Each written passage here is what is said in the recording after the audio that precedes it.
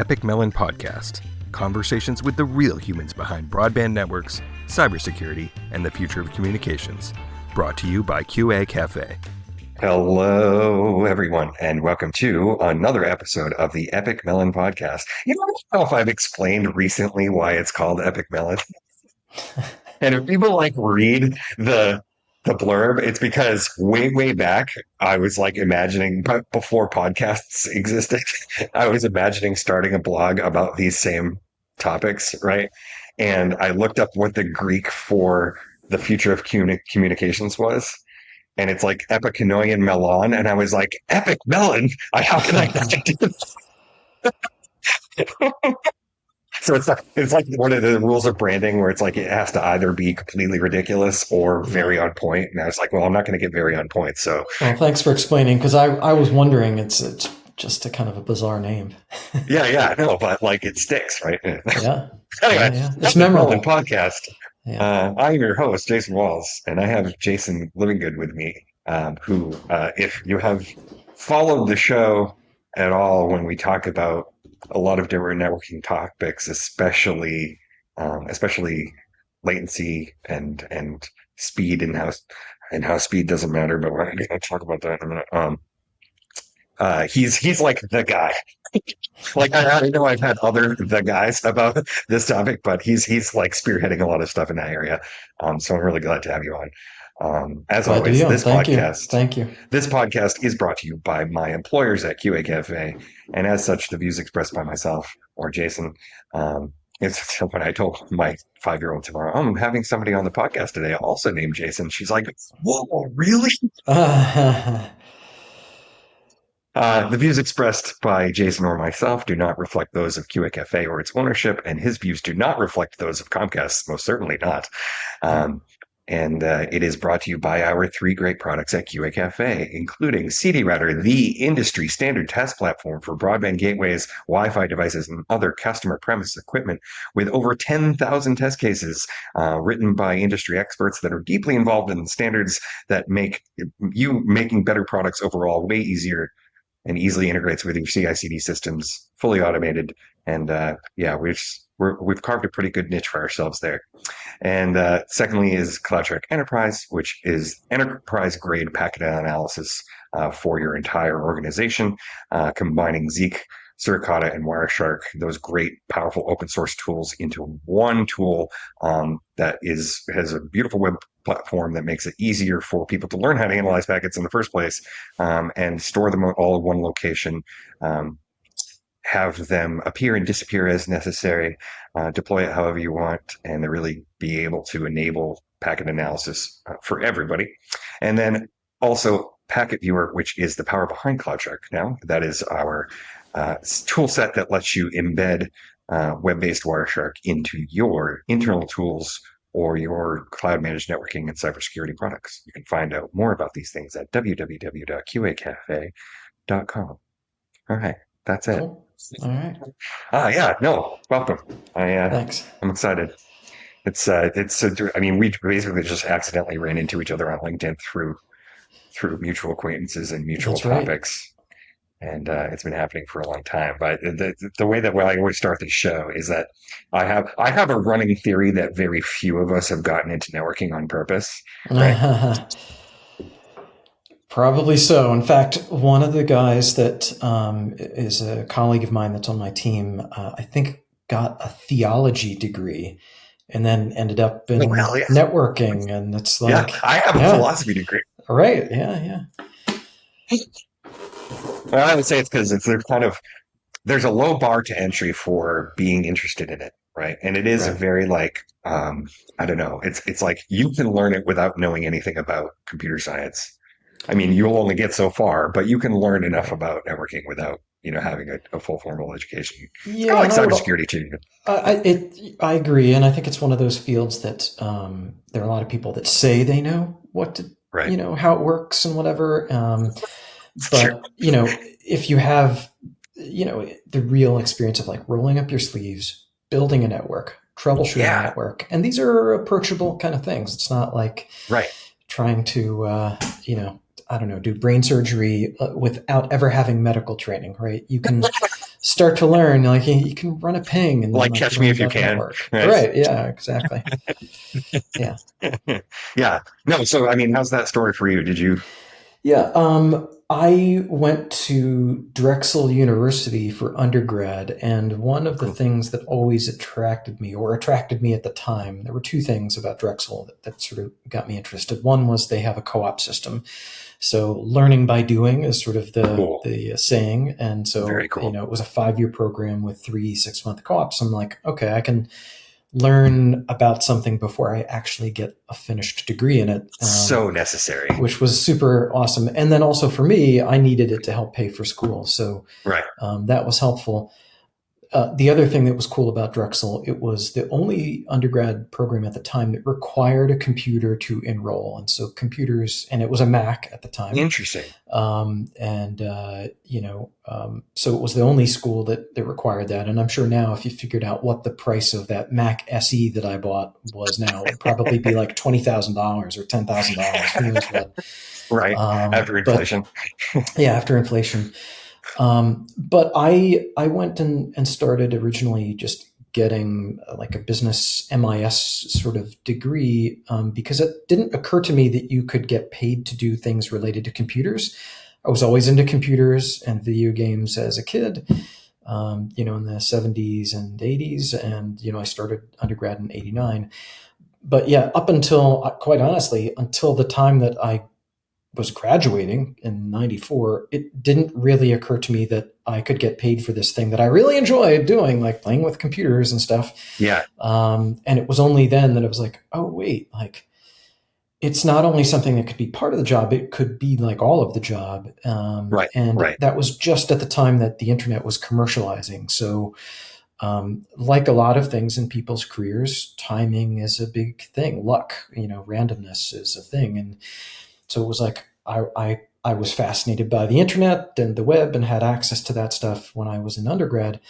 And then it was like, oh, wait, this thing that was just this academic network we were using for school, like, wait a second, like they're going to start selling internet access to like big companies and they'll connect, like companies could have email Which is also the source of a lot of the problems. Right, yeah. And I was like, oh, wait a second, like maybe that's a job. Like that could be a job. So yeah, that's cool. My first job in 94 was for a small consulting firm to help them build an internet practice. They did like IT consulting for other companies. And so the first couple of years of that job were like hooking big companies up to the internet for the first time, like getting T1 lines and building websites configuring email and DNS and these kind of things. So I kind of learned things from the ground up, and it was a big help having all those O'Reilly books at the time, and reading things, about how to do stuff. And like, thinking about like a send mail config file, like, oh my gosh, like that was the most bizarrely configured mail gateway ever. So trying to parse how to write a config file so that a mail gateway worked. And then, a couple of years after that, I met somebody at Comcast and, was talking to them for something, sort of unrelated. And they were telling me, oh, we have these cable modem things in the lab. And we're thinking about like, could we do like a field trial? And if so, could that be a business? And I was like, well, wait a second, like I'm connecting, Fortune 500 companies to the internet with a T1 line, 1.5 megabits per second for like thousands and thousands of dollars per month. And you're going to have like the same speed in somebody's house for like $50. I'm like, that's going to change so you were there, everything. You were there on like ground zero. Yeah. Then. So I was part of the startup team. It was like a couple dozen people. And do you know Rosebud? Yeah. So I worked at the interoperability lab at UNH. He lives near me. Okay. Yeah. He has this insane mansion on the coast of New Hampshire. I'm sure. Yeah. So I worked to bring back. And he has a new book out, experience. Right? Oh yeah. I actually just wrote to him about it because I was trying to hope I never get to read books, and there's no audiobook version of it yet. So I'm hoping that he'll like. So just about how the practical experience matters. I wouldn't have got into networking if it wasn't for the interop lab, and it's exactly what you're saying. It's like I was getting paid and diving into all this networking stuff. Right. And it was through that whole thing that I ended up meeting Rusbeb, because he came in and wanted to do kind of a center of excellence kind of a thing. And serendipitous. And, the Comcast connection, was really, again, down to luck, meeting my mentor, who became a mentor for the past 30 years, a guy named Franklin Atheus. And, I had probably the most interesting and far-ranging technical conversation about the internet with anybody that I had had in years. And it was rare to come across anybody that could talk about fun stuff like that. And I was like, wow, I got to figure out, could I work with this guy? And, so it worked out. But yeah, I got to be part of figuring out how to make a business of broadband. Good news, it worked out. And broadband was a thing. Not for trying. Yeah, not for trying. And then about a year and a half or 2 years after that, I was part of an even smaller team of about 5 people to figure out how to start a small to medium-sized business internet thing, which is now called Comcast Business. So started out that as well. And that was cool at the time, because we were figuring out how to make these really tiny headless servers that could live at the customer prem. They would have an internal, intranet web server was also their external web server, their mail server, file share, print server, etc. That's really cool. It was super cool for reasons that I want to get into in a minute, because it's the things come in cycles kind of a thing, right? And so that's really cool that you were sort of setting the stage for the operator to be a technology provider, not just a connection provider, right? Yeah, no, it was all systems engineering stuff and running, hosted stuff and on-prem stuff. So cool. Very cool. Anyway, so that's the background. Basically, I think like a lot of people's careers, timing is, a key, luck, and, being at the right place at the right time. And as I tell a lot of folks that are just coming out of school, pick an industry that's at the beginning, that's growing, and rise with the tide. Right. And don't be afraid to say things, right? I wouldn't be in the position I'm in if I hadn't stood up and said something about, the TR69 and the management protocols and stuff. And I was a kid, Right. Yeah. And also what's attractive, I think, intellectually on some level about new things is there are no existing experts. There's nobody that's I've been doing this for 50 years and here's how it works. It's nobody's done this before. Let's figure out how to make it work, and kind of go along the way. Even in the cases where there are those experts, and this is what's so cool about the whole latency thing, which to summarize for people who are listening to the show, you've heard us talk about how latency is the actual problem of the internet and the things that people are doing to try to fix that, and the whole marketing around speed and how that's all changing. People have heard me talk about that before, but if you haven't, then we're probably going to get into it. The way that things have changed over time is something that I am always very dear to. And so there are experts out there who have been doing it for that long, right? And they know inside out how TCP works, right? But it turns out, oops, right? Yeah, no. And so you need to have this new batch of experts that are kind of looking at it from a different angle, and that's why I say don't be afraid to say anything, because even if you're having that sort of imposter syndrome, that you might have an idea that somebody else hasn't had before. No, that's always good to come in and just ask what might be considered a really dumb question, why does it work this way? And a lot of times it's just because of some long-held assumption that isn't valid anymore. And it's you need someone's fresh perspective, done in a constructive way instead of you guys are morons, this is dumb, to be why does it work this way? A four-way handshake. Could we do? Yeah. So that's always helpful. Yeah. No, that's very cool.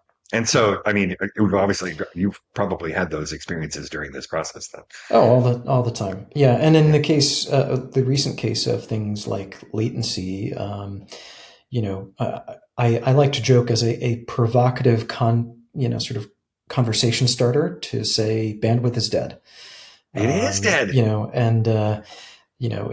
about sucks. something else. Right. it Yeah. sucks because as a person who also does marketing, who understands like the plight they have to go through, it's like being able to say that one number is bigger than another number is really great, but you can't. Yeah. It's like, I don't know, CPU ratings and the clock cycle kind of things. Like, people don't talk about that anymore. It just doesn't matter. Yeah.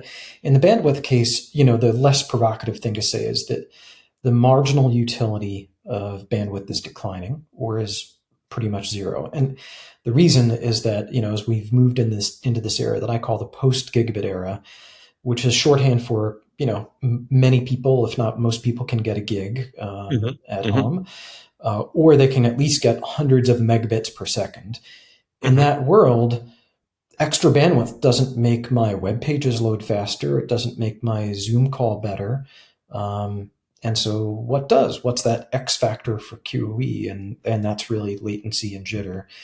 And that assumption changing thing in this world, right, is for a long time, people first thought that you could either choose high bandwidth or low delay, low latency, but you couldn't have both.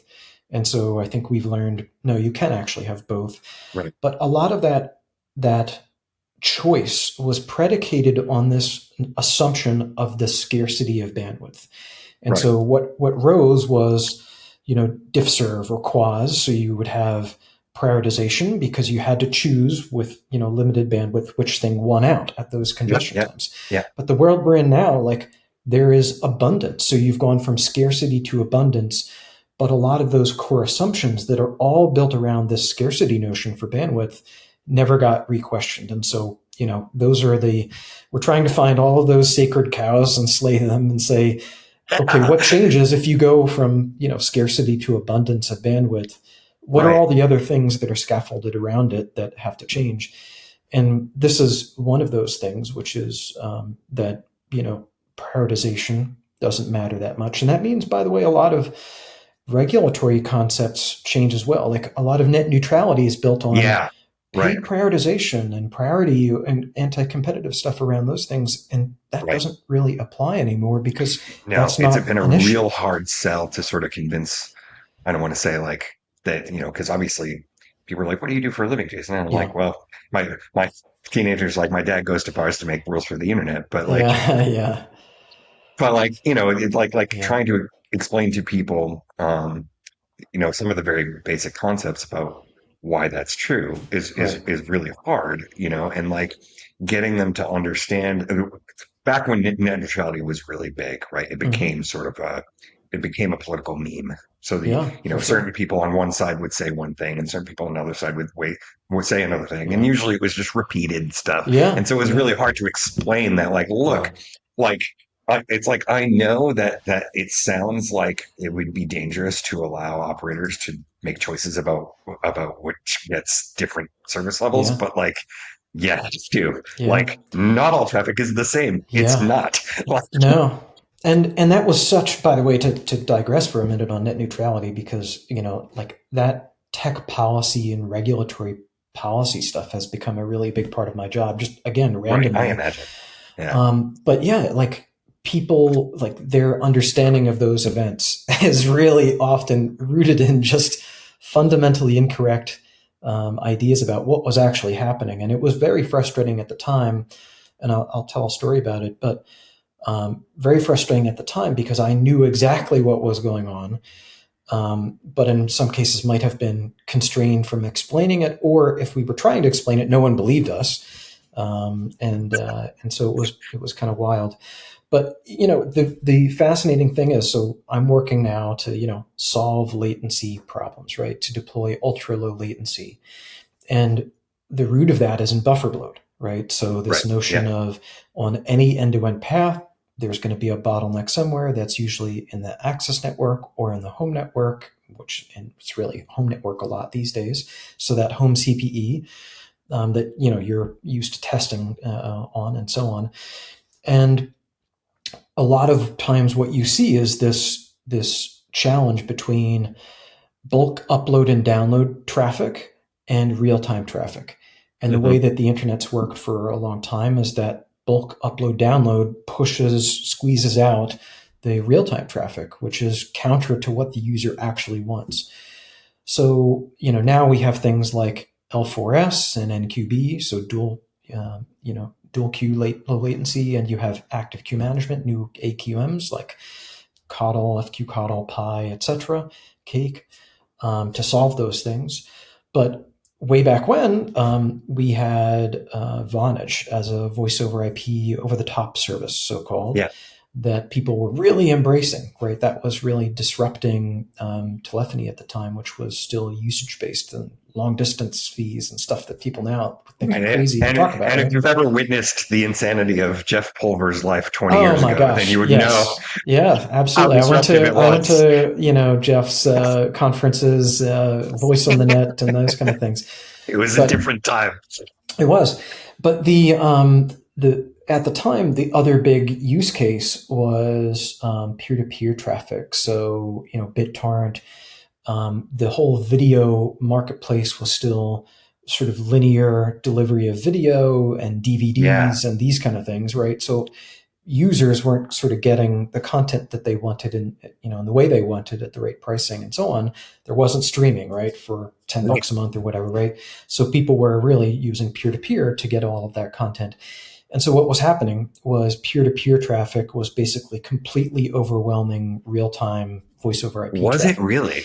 Yeah, and because Comcast at the time was in the process, and I was on the team helping to do the architecture to develop a digital voice product, and we were worried, wow, that this could be viewed as anti-competitive in some way if our voice service, because it had prioritization and the access in the DOCSIS network, it could look or sound better than Vonage, and could that be a problem? And so how do you solve that? And they solved it in just a terrible way with Sandvine, and I was not involved in that at all. But the sad irony it was sort of two things. One, it was originally a buffer bloat problem that no one understood as a buffer bloat problem. Nobody really understood what was happening and why. It took years for the industry to understand that. But the other thing was, there were a lot of folks involved that weren't really technically savvy, and they solved in an elegant way, and so we were having to explain that stuff externally. So a long way of saying, I took a new job to be the sort of engineering lead for our internet services, and the CTO at the time was like, hey, there's something going on with BitTorrent, and we're in a lot of hot water at the FCC, go figure out what the heck's going on. And so I actually went, there was what's called, I think it was an en banc hearing of the FCC. They were doing these things around the country, kind of a listening tour, and they did one out at Stanford. And I'm like, okay, we had said externally, we're not going to send an official rep, but, I'm going to go incognito. And so I had some ITF colleagues that took me under their wing and, provided a safe space for me to be there without my official badge on. Espionage. And I was hearing all of these people talk about what this issue was about, and it was spinning about freedom of speech and freedom of the press and this stuff. And I was really having a struggle to connect that with what I was seeing going on in the network. So my job one was to develop basically a protocol agnostic congestion management system to replace that Sandvine deep packet inspection system. So we did that very quickly and rolled it out before the end of the year, and we had an FCC deadline. So that was my initial introduction to regulatory and tech policy stuff. And I really liked, reading, for some strange reason, legal documents and these kind of things, and being it's like a standard, and being a translator or explainer between legal teams and business teams and technology teams, and to see problems and figure out how to go solve them. So that's cool. So I didn't realize that about the whole BitTorrent thing, because I had always been under the impression that, at least with BitTorrent, you had to be a certain level of tech savvy to do that it wasn't like the average consumer, right? But I didn't realize it was that much traffic. It was a huge amount of traffic, and it would just squash everything else. And so one of the things that we did, and honestly, one of the root errors there was just trying to solve it independently and not talking to the rest of the internet community to see, are they also seeing this problem? So that's when we started to get really involved at IETF and other open standards bodies. Cool. But as part of that, there were a whole bunch there was an IAB or IETF workshop that got started after that to look at that issue. And then BitTorrent, we were working closely with them, and they created a standard at the IETF, less than best effort transport, which is called LEDBAT. And so they created this thing, which I don't know if it was called, and it was a BitTorrent, protocol, but it was basically like a less than best effort. So they sort of marked down below best effort. And as soon as they deployed that protocol globally, like a lot of these problems started to go away. And then there were a whole bunch of other things that came up as a result of that, probably 3, 4, 5 working groups that spawned out of that initial discussion and workshop at the ITF. And those things, live on. And that created eventually the impetus for really led by Jim Geddes, and then Dave Taht about buffer bloat, explaining buffer bloat, how to solve this, and then building these newer forms of active queue management. So yeah, it was quite a road. That's crazy. And then just to mention Dave Taht for a minute. Yes, sadly passed away. I had him on the show twice. Yeah. And the second time it was like weeks before he passed. Oh yeah. So like I was like, so I'm gonna get a little verklempt about it. Like this was the last show he was on. I was like, oh my God. Like he was a great guy, and I really enjoyed working with him. I worked with him closely for years. I did a lot of grants to Dave and consulting sponsorships and these kind of things to help him, find ways to develop, things like Coddle and push those out into different operating systems and CPE and just to go do weird experiments and chase things, because he had a nose for finding problems in the network, and he was really savvy about doing that. So, I always liked him, and we always had, really good creative debates about stuff. So that was always fun. He was awesome. That last show he was on his boat. And he was connected via Starlink. I know, yeah. It was like the last dragon he slew was getting Starlink to do FQ cutoff. That's right. Yeah, and one of his products that lives on is basically a software server that sort of runs at a bottleneck, and it's open source, but they have a commercial version of it, there's a bunch of folks that are carrying that effort on. I don't know. Was that something that he talked about in the last show? Yeah.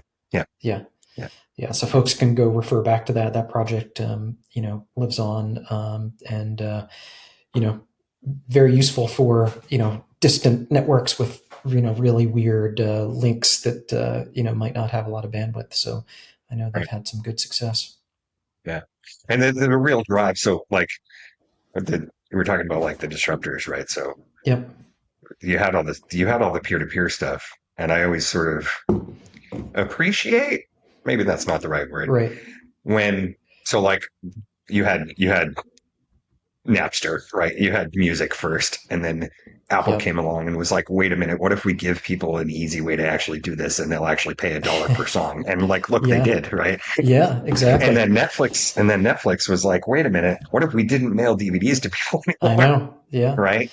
And all of a sudden that flipped things on its head because when people are actually given an easy way to do the thing that, because effectively for people who don't know, BitTorrent, there was basically a big argument about, is it stealing or not? Just like it was with music, right?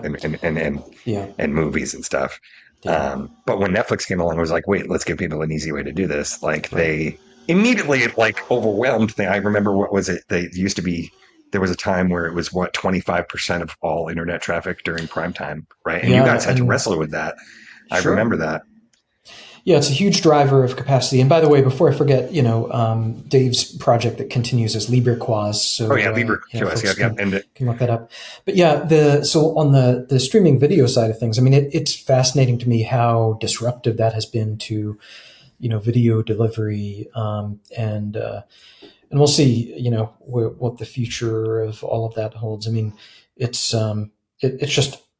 funny how you had originally this cable bundle, which was like an aggregation of all these channels packaged together in sort of one one bill, right? And now people disaggregated all that stuff, and now everybody's like, oh wait, I have like 12 or whatever subscriptions, and like, wouldn't it be nice if I could have something that pulled all those subscriptions together? It's like, hey, maybe. But you're right, like that from stairs in Comcast, like, really? Yeah, right. But you're right, from a user standpoint, and this was a lot of the discussion during the SOPA PIPA discussion in the US, where there was an attempt to do legislation to do domain blocking to sort of prevent some of that streaming. And there was a lot of discussion that were sort of like, hey, the piracy problem goes away if users can get access to the content in the way that they want. Where, for example, you can download it onto your device to watch it when you're on an airplane or wherever and don't have connectivity, or you can stream whatever you want. And you can find this huge backlog, back catalog of movies and TV shows. And, now people have that. And so, I think that's been transformative. But I do wonder, like, that was sort of taking an existing business, right, and making it, sort of internet enabled, if you will. And voice was the one before that that sort of got, transformed. And, I wonder if there are any other big businesses like that waiting to be, disrupted, or if we're more on the cusp of new things that you can do with a network. Well, and not to throw down the AI term, and I promise this is the only time I'll mention it, but there was some stat that it was like 50, now it's 50% of all internet traffic is AI scraping, like really, or something insane. I mean, I do know, just because I'm on the Internet Architecture Board, and I was on the ITF's administrative board before that. I'm in touch with the tools team there that runs the ITF website and the data tracker, the things that power the day-to-day standards work. And they have for quite a while had basically denial of service problems because there's like all this bot volume from AI scraping. And so they have an AI prefs at the ITF, an AI prefs working group that's starting up to be like, hey, can we do a thing like robots.txt where you can throw something to be like, maybe don't scrape the website, or if you do, here's the volume to limit it to, and stuff like that. Right. The problem that we already solved. Right. Yeah. So it's funny. I mean, it's sort of the new form of sort of digital pollution. The one before that, in a way, is speed testing. It's like, nobody can really fill their gig connection except with a speed test. Right. And so you see that, like, are we building peak capacity for actual usage or for speed tests? Which to get to the policy point, right? Like, so, and you were probably involved in some of these conversations about, governments in the US in particular, but they've been doing this everywhere, trying to get operators to prove that they're delivering the speeds that they did. And then finding out that it's really all about latency when it comes to quality of experience, like the slow shift in the policy to understand that that's true, right?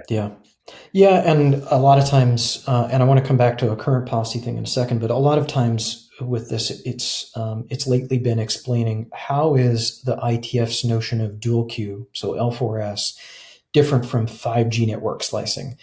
And again, it's like explaining, wait, 5G slicing is oftentimes rooted in prioritization, again, going back to this notion of scarcity.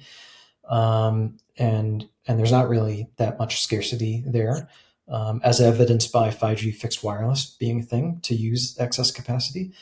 But the other thing that is different is you have the ITF standard, which is open, and I can have an app provider start using it without ever talking to me, right? So you have that loose coupling, really no coupling. I was going to say, the biggest difference is it's not 3GPP. Right? Yeah, and versus, like, okay, I want to do network slicing with mobile provider one. They have one API. There's another one with a different API because they're different operators. So if you think you're an app provider, I want to support slicing. Okay, there's however many, 1,000 MNOs. Okay, I have 1,000 different APIs. What? And 1,000 different agreements and people I have to talk to. That's insane, right? That's not how stuff architecturally works and succeeds in the internet. You need complete loose coupling, really no coordination between app layer and network layer, right? And that's the advantage of things like L4S, where the app provider just marks their packet, it sees that in the packet header and it throws it into the other queue. So my hope is that you'll see better uptake just because of the architecture differences. But That's going cool. back to one of the current policy things, which is interesting, is encryption backdoors. So that's been a hot topic for years.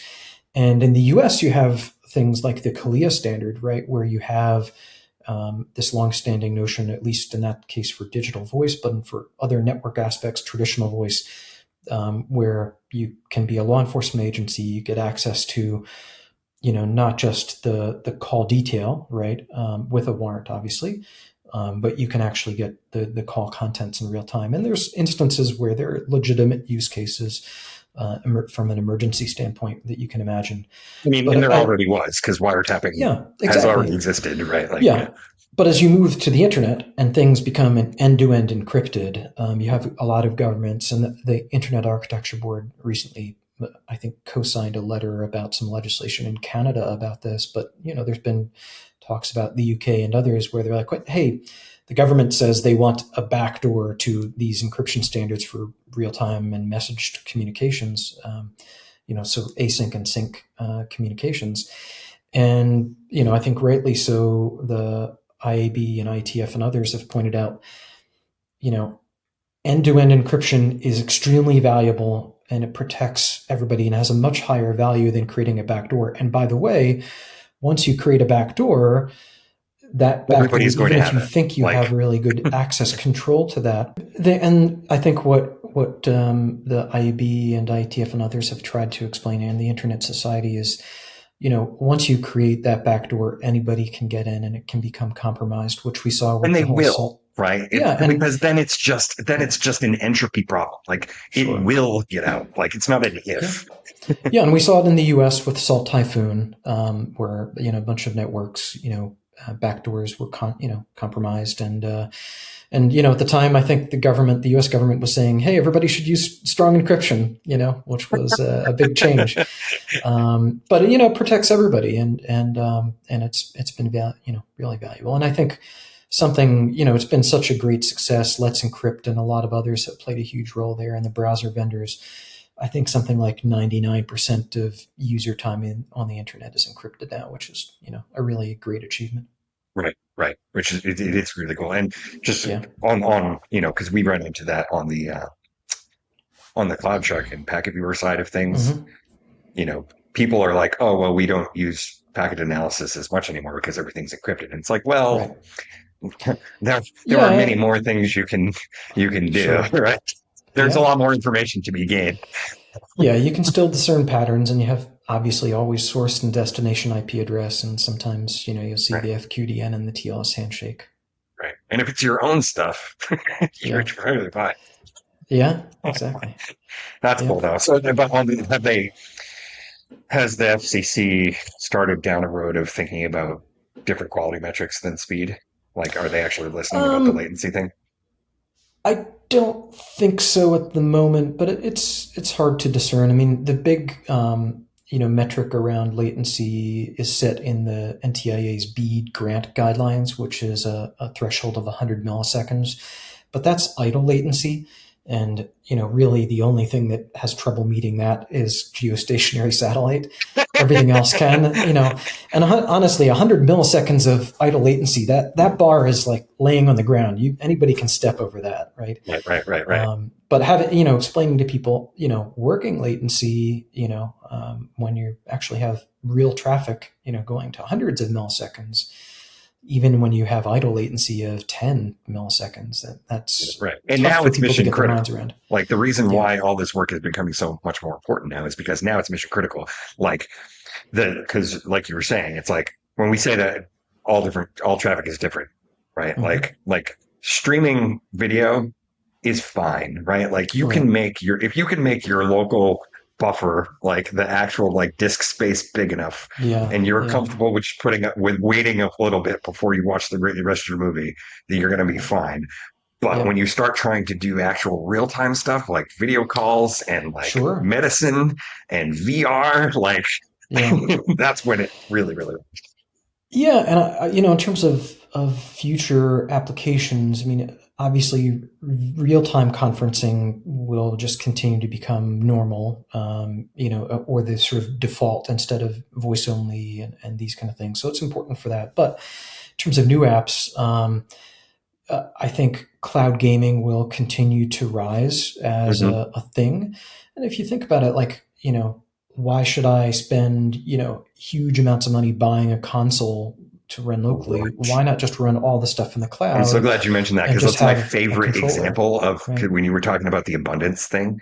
Yeah, The cloud gaming is my favorite example of why that's important, right? Because it's yeah. like, and it's a huge, Nvidia is going to be fine. They have their own Oh things to yeah, do now, right? absolutely. But the Yeah. fact that hey, wait a minute, the internet is fast enough and high quality enough now that we can Hmm. finally do all the graphics processing Yeah. Yeah, elsewhere, and right? if you're a console vendor, I just think it's smart business. Think about all of the huge game downloads you don't have to ship anymore, all that bandwidth saved, right?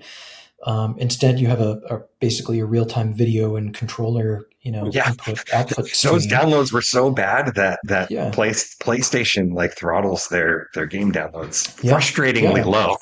yeah. And the other thing is just not having to worry about all the hardware issues and stuff like that. So that's kind of cool. And then you mentioned AI, and that's obviously on everybody's bingo card these days, right? But at the same time, Yeah, there's a lot of cool stuff happening. And I think it's cool, the Apple thing where it's doing the translation, so awesome. with your AirPods is pretty cool.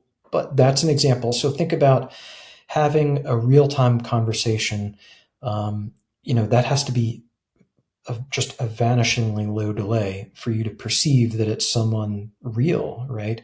Right. And so, though all of those AI agents that might interact with you from maybe a customer care standpoint, or discussion, or somebody that might be explaining it, you're in a class and it's like some virtual teacher or something like that, that's got to be really, really low delay. And so I think, ultra low latency networking, needs to be there to deliver that, and will be a differentiator for networks that can support that as a feature. But I think that that's one of those that rises. And it's funny, I was just talking to somebody about this when I was down in Washington yesterday.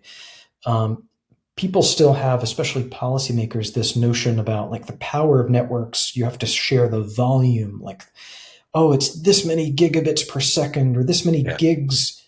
gigabytes that were transferred, for this or that. It's but these kinds of real-time interactions are very low bit rate comparatively, right? But Yes. they still have extreme value, right? And they Right. may have more value than these volumetric Right. things. And so I was sort of saying, hey, stop thinking about these volumetric achievements as a reflection of network performance or strength. That's not necessarily a thing or as important anymore, or at least it's as important as things that are delay based, right? Yeah. About Yeah. Because network even responsiveness. a lot of smart tech, when it comes to farming and things like Right. that, right? That bandwidth is vanishingly low, Yeah, but it does exactly. need to be Yeah. fast. It does need to be real time. That's right. Yeah. Absolutely. Yeah. Yeah. So I feel like we're in this transition time, basically a pivot moment, that will be easy to see in retrospect in 5 years, but is a big shift from sort of this file download upload centric network, Hmm. where even streaming video is like that, because it's It really just basically is, downloading right? file chunks, right? Yeah. To a real time network that's all built around latency and delay. And Right. so, that'll be in a way like the transition from sort of narrowband to broadband, which was really, Oh, I wow. think up That's a until really, now, it's really good about point. up and Yeah. upload and download. Yeah. But we'll see what happens. And I Man. think there's also cool stuff around just, in the end-to-end model, right? Just more and more stuff going to the edge and going further to the edge, whether that's one hop away from the customer's home, eventually in the home with, things that can run there. So I think that'll continue to happen, which will be Oh, yeah. cool. So I work an awful lot with, um, with the appification of the CPE, Yeah. right? And how they, thankfully to, Moore's law kind of stuff, they are getting Hmm. more powerful for the same price. I wouldn't say less expensive, but they're getting more powerful for the same price. Yeah. It's a wild. And getting it to the point where people sort of understand that device as something that is way more central to their lives, like from the consumer perspective, right? And I think it's getting there, so that maybe the dream will be that people find it important enough that they'll put it in a place that doesn't dampen the watch. You bet. Yeah, exactly.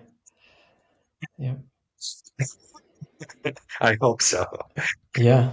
But it's cool. All really cool. Yeah.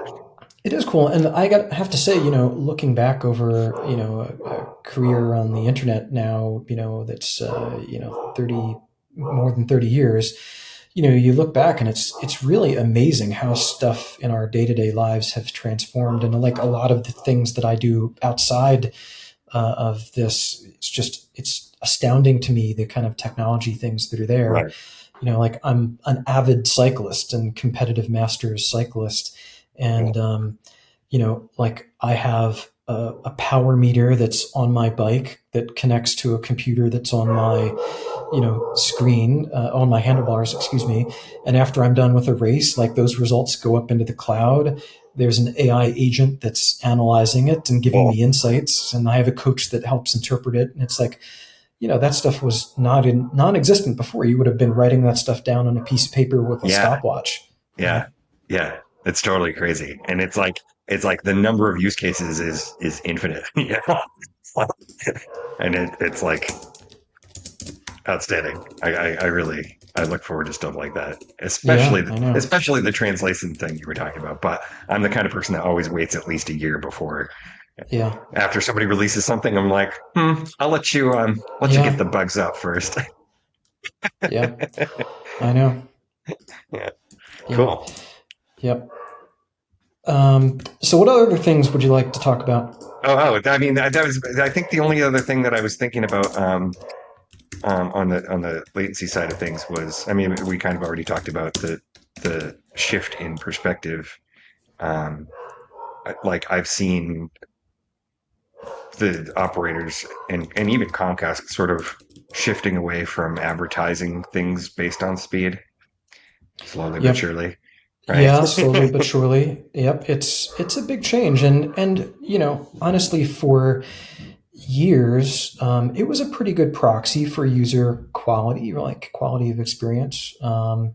It was always kind of an indirect one, but it was a good one, and you knew that if you went from 1 meg, down to 10 megs down, like that was a demonstrably better connection. But on my connection, if I've got like a 1.2, 1.3 gigabit per second downstream connection, if that went to 1.5 or 2, I wouldn't notice. Right. A good example is a recent ITF meeting. We had 1,000 engineers using the network at peak time, and it was like 850 or 60 megabits per second of peak usage. So, that's just not that big of a metric anymore. Right. I think it's more about the consistency of bandwidth. So, some networks, give you a range like, it's going to be, anywhere from 100 megabits per second to 500. And it's like, I'd really rather know that it's going to be always this and that it doesn't vary. Yeah. Right. Yeah. It's funny how the predictability translates both to humans and to the computers, right? Because you're talking about latency, but, for most use cases, jitter is actually the most important thing. Because if you are able to control that, then you have some predictability and you're okay, right? For sure. And even with some levels of higher latency, some applications can adapt to that if that, variability, that jitter is, relatively low. So it's a predictable amount of delay. Mm-hmm. The problem is that the way that most networks work today is that jitter is all over the place. So you end up having, or that delay is all over the place. So you end up having very high jitter. And that's hard for applications to keep up with. Yeah. And obviously it doesn't, make sense for real-time traffic. And by the way, the other funny thing is about assumptions being changed is packet loss, and retransmissions. So it's like explaining to people that some packet loss is okay and it's a signal. And in fact, like, this is a good one. Like, if we're in a real-time conversation and we dropped a packet of some video, or audio bits, a couple seconds ago, I don't care about those. Like, they're gone. I care about what's happening now. Right. So that packet loss was okay. I'd rather see, the stuff now and have really, really, really low delay. Right. But yeah. Cool. All right. Thanks, dude. Yeah. I really appreciate you coming on, because I feel like it's been a long time coming after all the things that have happened. All right. And we could talk for an entire other hour about the other thing that I would love to talk to you about sometime is sort of your experience from the beginning. Because I always talk about how internet access was consumer first and Wi-Fi was consumer first, and operators having to deal with the fact that it's consumer electronics before it was a delivered communication technology. That's sobering, and dealing with people's attitudes towards that and where the boundary of the home network is and all that. These days there's no more boundary. It's the moment that someone's device is powered on and starts doing something. It's Wi-Fi. It's everything. Okay. And Wi-Fi is, as you know, it's a bit of a hairy mess. And thank you for putting it so gently. Yeah, exactly. Yeah. So that's the future frontier. It's like with Wi-Fi is that it sucks. Yeah. Yep. But hey, optimized to maximum throughput from an endpoint, and not super friendly when multiple endpoints are talking and have different distances to the AP. Yeah. So yeah, we're reliving the horrors of Ethernet all over again. Right. Yeah. All right. Thank you, Jason. I really appreciate it. Yeah, my pleasure. Glad to do it. Thanks. Welcome to have you on at any time. I'll let you know when this is up. For those of you at home, if you do have any questions, feel free to put them in the comments on YouTube, and do subscribe either on YouTube or on your favorite podcast channel, so you get these delivered right to your door. And you never have to see when I post a new one. You'll just know. But above all, and all the time, do own the nerdy things that you love and have fun doing them. Thanks, Jason. Thanks a lot.